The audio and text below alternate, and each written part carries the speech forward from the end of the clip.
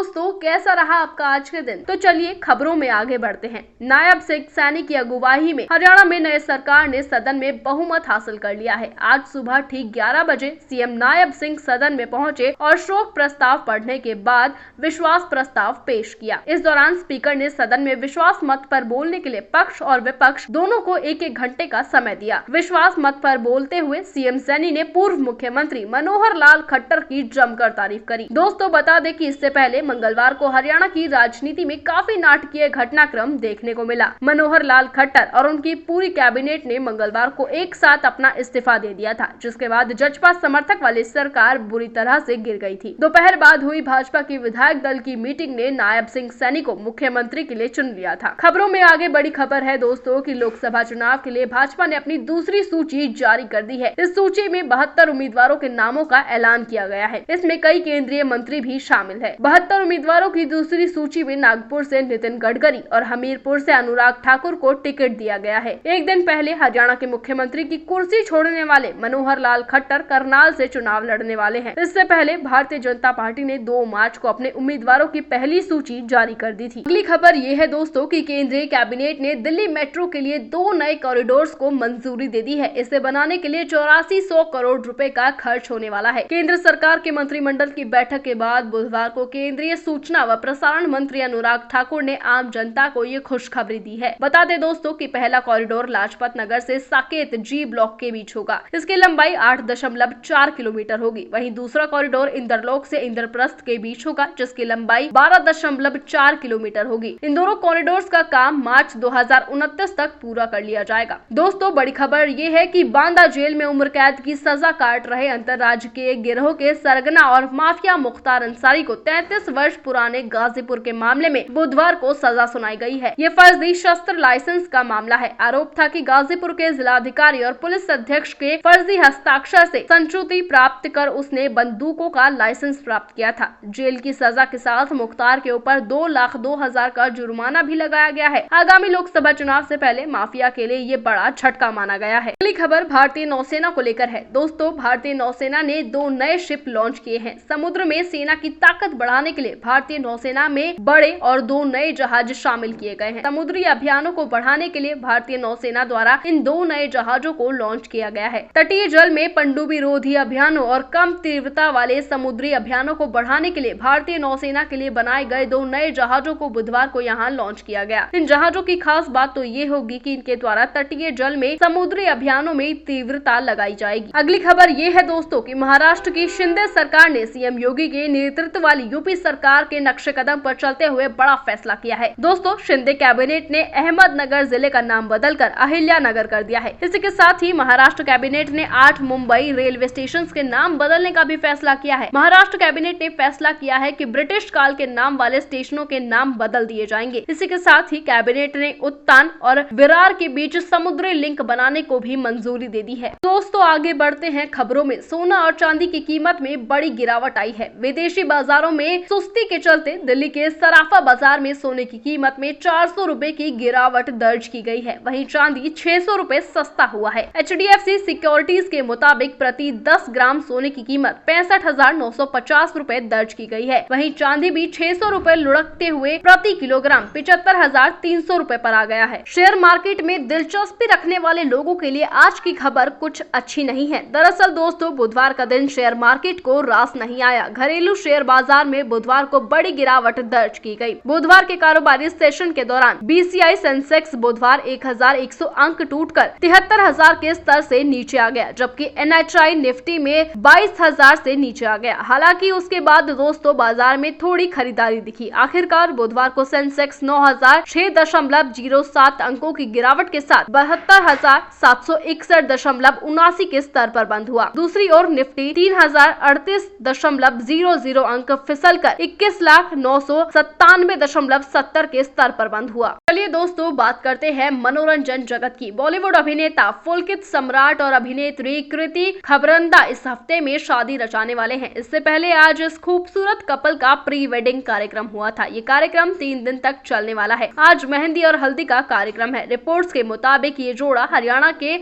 मानेसर में करीबी रिश्तेदारों और दोस्तों के बीच एक इवेंट सेरेमनी में फेरे लेगा। ये खूबसूरत कपल अरवाली पहाड़ पहाड़ियों के बीच बने ICT ग्रैंड भारत पैलेस में शादी करेगा। 300 एकड़ में फैले इस लग्जरी होटल में प्राइवेट पूल के साथ 4 प्रेसिडेंशियल विला और 100 डीलक्स सुइट मौजूद है। वहीं प्री वेडिंग फंक्शन 13 मार्च से 15 मार्च तक चलने वाला है। उर्फी जावेद के चाहने वालों के लिए बड़ी खबर है। दोस्तों, मीडिया रिपोर्ट्स के मुताबिक उर्फी जल्द ही हिंदी फिल्मी इंडस्ट्री में डेब्यू करने जा रही हैं। बताया गया है कि उर्फी लव, सेक्स और धोखा के सीक्वल से बॉलीवुड में एंट्री करने जा रही हैं। इस फिल्म की कहानी को मौजूदा पीढ़ी के हिसाब से तैयार किया गया है। इसमें इंटरनेट और सोशल मीडिया की प्रसंग को दिखाने की कोशिश की गई है, क्योंकि फिल्म सोशल मीडिया और प्यार के बारे में बताती है। तो दोस्तों, उर्फी के साथ सोशल मीडिया पर लाखों प्रशंसक भी है। फैंस को उनकी पोस्ट का हमेशा इंतजार रहता है। वो अपनी अजीब गरीब ड्रेस के चलते हमेशा चर्चाओं में बनी रहती है। ऐसे में इस फिल्म के लिए उर्फी को बिल्कुल फिट माना गया है। तो चलिए खबरों में आगे बढ़ते हैं। अगर आपने अपना आधार कार्ड 10 साल पहले बनवाया है और इसमें अभी तक कुछ गलतियों में सुधार करवाना चाहते हैं, तो आपके लिए सरकार ने बड़ी राहत दी है। दरअसल आधार कार्ड फ्री में अपडेट कराने के लिए सरकार ने 14 मार्च की तारीख तय कर दी है, जिसे अब जून तक बढ़ा दिया गया है। UIDAI ने X और फेसबुक पर एक पोस्ट जारी करते हुए कहा, फ्री में आधार अपडेट की तारीख बढ़ाकर 14 जून 2024 तक तय कर दी गई है। लेकिन दोस्तों, बेहतर यही होगा कि आप अपने आधार को समय रहते अपडेट करा लें।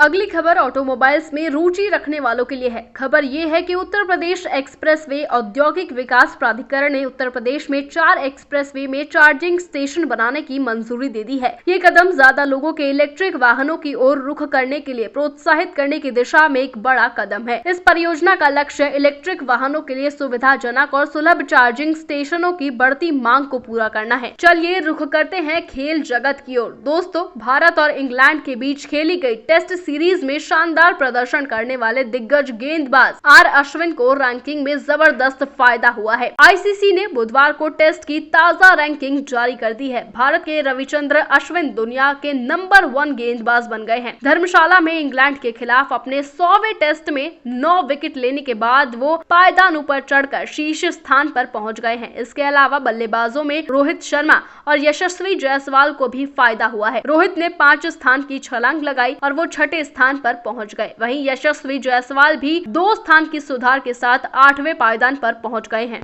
खबरों में आगे बढ़ते हैं दोस्तों। बिहार बोर्ड की परीक्षा में शामिल हुए छात्रों को अब रिजल्ट का इंतजार है। बोर्ड पहले 12वीं की कक्षा का रिजल्ट जारी करेगा, उसके बाद कक्षा 10वीं का रिजल्ट जारी किया जाएगा। बिहार विद्यालय परीक्षा समिति की ओर से कक्षा 12वीं के परिणाम 20 से 24 मार्च के बीच में जारी हो सकते हैं। इसके एक सप्ताह के बाद मैट्रिक परीक्षा परिणाम घोषित किए जा सकते हैं। छात्र बोर्ड की आधिकारिक वेबसाइट biharboardonline.bihar.government.in पर जाकर अपना रिजल्ट चेक कर पाएंगे।